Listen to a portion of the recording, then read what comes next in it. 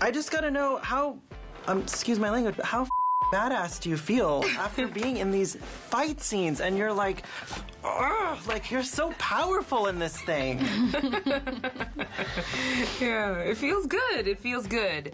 I mean, you know, it was, it came with the roles that were written for us, you know, that Ryan wanted to have women who were self-possessed, and he wanted to have many of them, and he wanted each of them to feel distinct and have their own place in the story, and that place be pivotal, you know.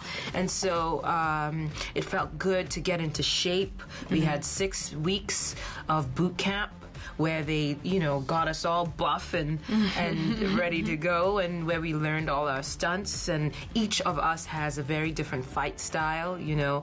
The Dora Milaje are extremely graceful with that staff and traditional style of their fighting, and then Nakia is more worldly and street with it, you know. She's a by any means necessary kind of girl.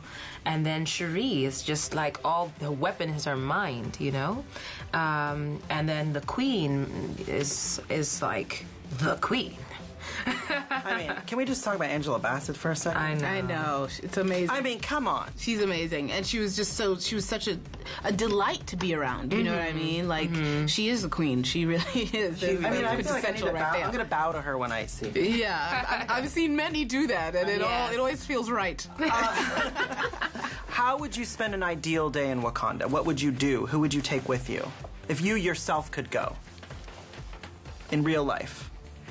Well, I mean, honestly, I would probably spend quite a bit of time weeping, and I'll tell you why. Really, growing up on the continent, to see something like this is really special, because you're seeing a self-actualized African country. I was raised in an ex-British colony, as was she. You know, the idea, then the influence is colonization is an assault. It's an assault that takes a long time to unpack and to, you know, recoagulate from. And, you know, this is a nation that has self-actualized without that assault. And I think I'd spend a lot of time, when I was watching it, and I saw these beautiful, the buildings, and they were all inspired by actual African structures, and I saw all those people, and you know, the date scene, you know, y'all know how to edit, you know.